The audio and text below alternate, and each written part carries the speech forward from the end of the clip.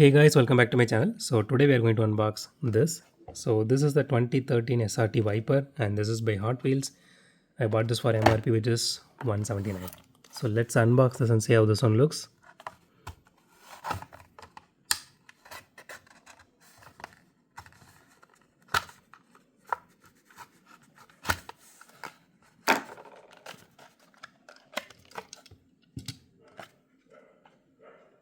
Okay. So here is the casting itself. So out of the box the casting looks really solid and you can see the interior detailing very clearly on this one. Even though it's kind of, I don't think it is, yeah, it is a little bit tinted, I guess. Yeah, it is a little bit tinted, but still it is easy to see the interior. You can even see the cup holders there. That is really nice. And it's a really cool detailing there. And so mine does have some scratches on the rear windshield. So I'm just neglecting that. It does have the satellite detailing here, uh, the Viper logo here, the grill details here, which is really nice. That is embossed, that is casted, and it doesn't have any taillight detailing because usually I love Dodge Viper's taillight detailing. I do have one Dodge Viper there. You can see that is by Measured, and that is from the tune-up series. That one was amazing.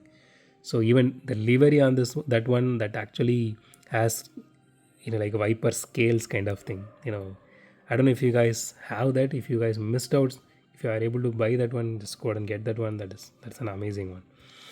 Okay, so this livery is actually true to this particular car because I have seen this particular livery on this car in I think officially as well, in I think in videos and in some magazines as well. So on that part, this is really nice. Does have some paint job issues here and there, but as usual, that's a typical Hot Wheels mainline style. So not, I'm not going to complain about that. Okay, so the body is fully metal and the chassis is fully plastic. It has exhaust on the sides, as you can see. So the rims are pretty basic, and okay, let's weigh this casting.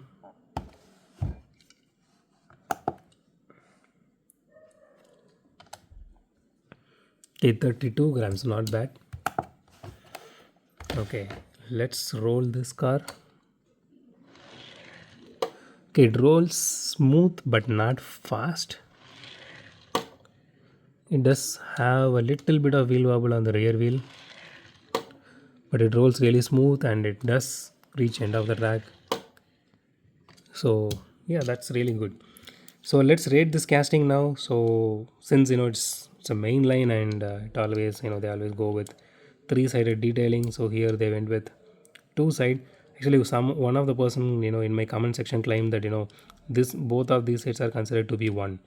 So I don't agree with that because these are two sides. So I will consider it as two side only. So it is supposed to have 1 2 3 4 side detailing. uh, yeah, sorry, three, 1 2 3 4, yeah, 4 or at least three side detailing if it is not on the top. So this one doesn't have you know not this one doesn't have anything on the sides. So they wanted to go with actually the factory color scheme, it seems, but they missed out the taillight detailing and all because usually Viper looks really cool on the rear. But apart from that, I don't see any issues here. So the casting looks, I mean, mine has some paint bubbling issues and all, yours might not have.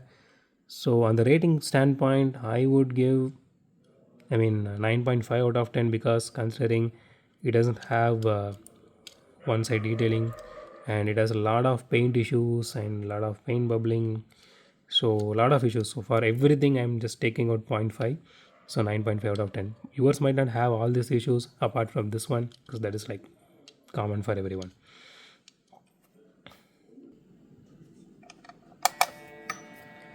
So that's it for today, guys. If you like my video, hit the thumbs up button. If you love my video, subscribe. And as always, thanks for watching this video. Have a great day. Goodbye.